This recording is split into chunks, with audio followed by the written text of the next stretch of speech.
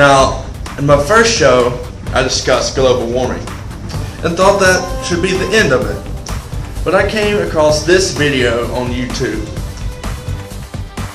My next guest wants to sue Al Gore for fraud. He hopes a legal challenge will settle the global warming debate once and for all. He's John Coleman, and he founded the Weather Channel. My favorite channel, has some of the hottest women there. And now he works as a weatherman for KUSI TV in San Diego. He knows warm fronts like I know cold cuts.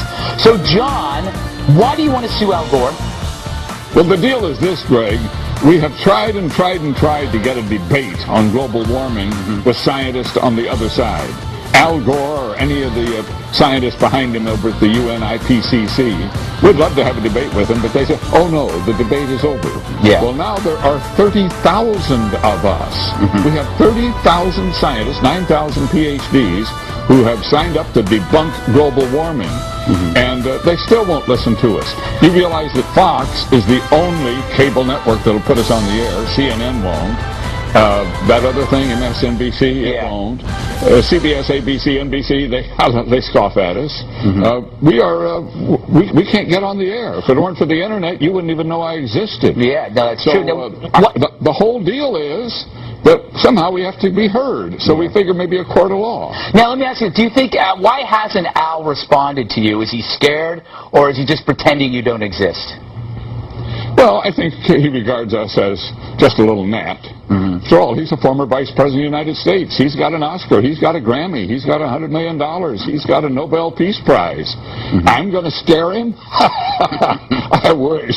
Now, you say in a lot of your writing that global warming is a scam. Why do you think that? Well, if you study all the papers of the Intergovernmental Panel on Climate Change, if you study everything their scientists have done, it all boils down to a claim that carbon dioxide, CO2 in the atmosphere, put there by our burning of fossil fuels, is going to turn the climate of Earth into an oven, and we're all going to bake and die. Well, that's sheer nonsense. We have burning fossil fuels for 100 years.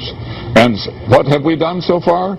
We might have raised the temperature by 1/10 of 1 degree, maybe. CO2 is a natural compound in the atmosphere. It's not a pollutant. No, plants have to have it. It's like water vapor. Every time I breathe out, I create it. It is no big deal, and it's certainly not going to end the world. No, if you believed what the global warming freaks are saying, it's something so evil, but it's no different than basic water vapor. I mean, it's just a substance that's out there. But I got to ask you, because there is so much science out there that's saying that this is purely hypothetical nonsense, why did it become such a widely held belief? Why is global warming so, I don't know, easily embraced by people in Hollywood, by people in the media? Well, it's the most amazing part of the story, really. How did it become such this huge accepted scam? I mean, it started off with some environmentalists and some one-world politicians at the UN who had World Earth Day in 1970, and out of that they finally managed to create this IPCC, Intergovernmental Panel on Climate Change at the UN. They claimed, of course, that was had something to do with science. All it was an environmental advocacy group. Then Al Gore learned a little bit about CO2 in college. One course, learned a little, and all of a sudden he became an expert. So he becomes vice president. The UN starts foisting this thing on us. And the media, which loves a crisis, loves to tell us that the world is coming to an end, the media jumped aboard. And once the media was aboard, so you got the UN, you got Al Gore, you got the media, what are the politicians going to do? They follow. What's interesting is almost with every issue, you're allowed some kind of debate or dissent. And this is worse, actually, worse than any kind of religion where you're not allowed to dissent. You can't say anything without being called an idiot or crazy. It's become a religion. That's exactly what it's become, an environmentalist religion. And of course, green and environmentalism is a wonderful thing. I'm an environmentalist, but wait a minute. You're not going to turn me into an extremist, and you're not going to get me to tell a lie to try to accomplish an environmental goal. That's exactly what they're doing. Speaking of goal, what does a hockey stick have to do with all this? Well, this goes back to the start of it all. A professor at an American university named Michael Mann created a graph of temperatures through millennium flatlining and then shooting up at the end, the shape of a hockey stick. And the UN panel said, "Ooh, love that." Yeah. And they kind of made it their Bible, and it became the cornerstone of their whole campaign. Now it has been proved, without a shadow of a doubt, to be built on absolutely bad science. You can put any data into that formula, and it'll come out a hockey stick no matter what. Well, you know, John, the whole thing was manipulated. John, I'm actually looking forward to the return of the Ice Age, because I know that's going to be the next catastrophe, probably in the next decade. We got to run. Thank you, John Coleman, founder of the Weather Channel, my favorite channel, aside from Fox News. It wasn't the video itself that bothered me, but the horde of ridiculous comments that came after. Yet I couldn't resist jumping in trying to set the record straight. However, I am going to take a different approach.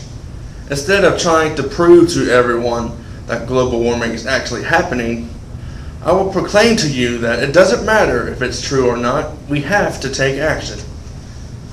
Now, this approach was developed and redeveloped by a high school chemistry and physics teacher, Mr. Greg Craven, commonly known by his YouTube moniker, Wandering Mind 42, which is currently under the process of becoming a book. Now, in a similar fashion to the table I made before, I will make 2 rows and 2 columns. BBM, one of the doctors here quite a bit. With the BlackBerry torch, it's just so much faster. See, you big cutie. Hey, can you look at these x-rays? What do you think about this case?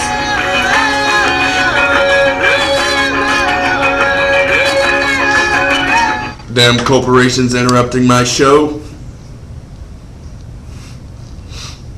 What's the worst that could happen? I will make 2 rows and 2 columns.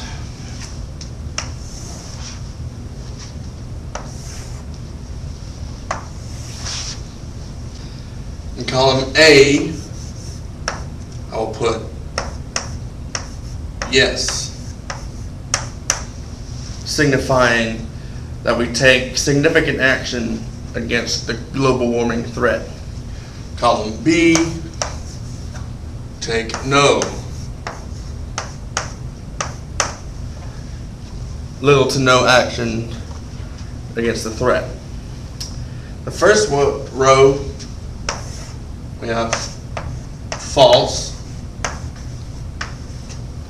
meaning that the whole hype about the global warming turns out to be wrong or a hoax. And then finally, in our bottom row, we have true, which of course means that the global warming crisis is real and will happen. So let's go to our first corner. In this corner, it means that the global warming issue was false, but we took significant action. And let's go to the extreme case, the worst case scenario. In this situation, the costs of taking action and the effects will plunge the world into a global depression.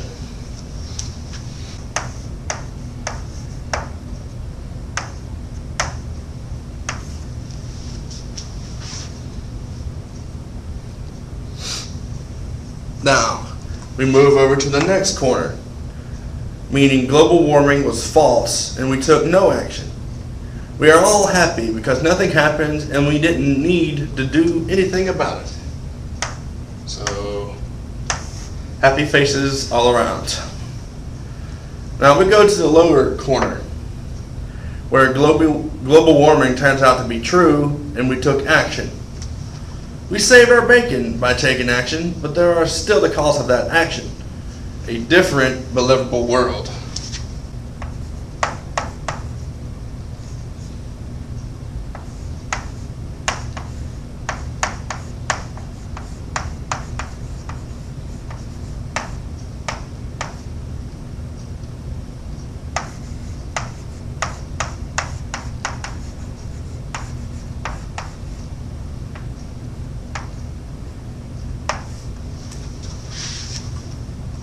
Now, over here in the final square, we have if the global warming crisis turns out to be true, yet we did nothing about it. So to be fair, we take the results to the extreme, just like over here. And we get economic, political, environmental, and public health catastrophes. All rolled into one.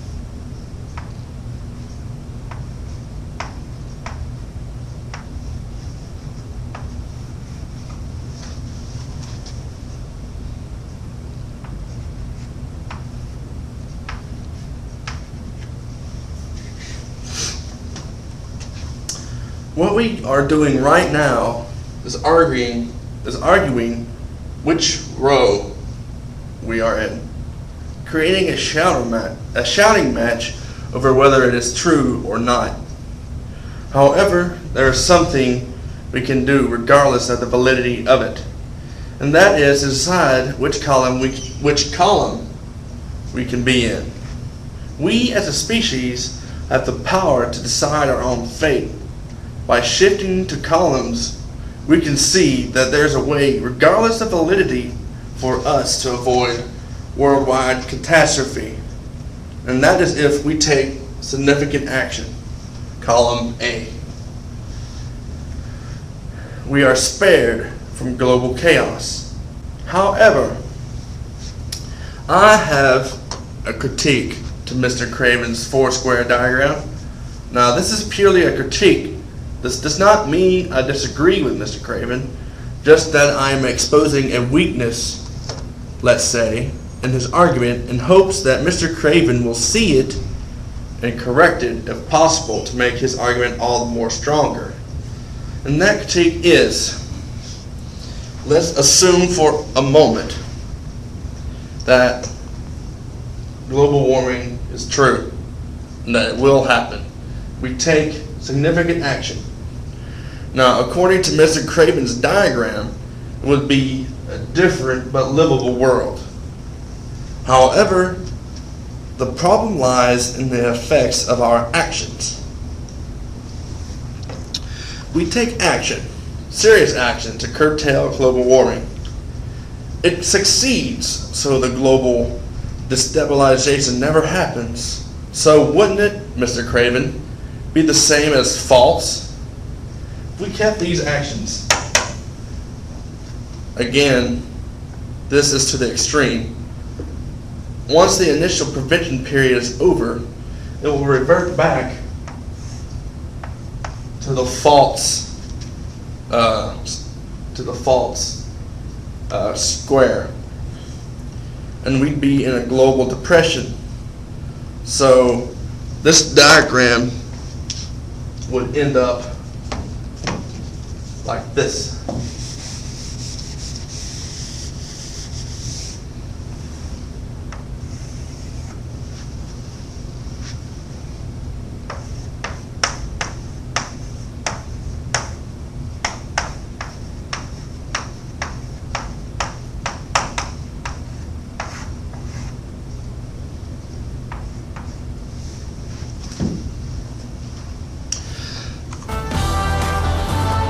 The bottom corner vanishes completely.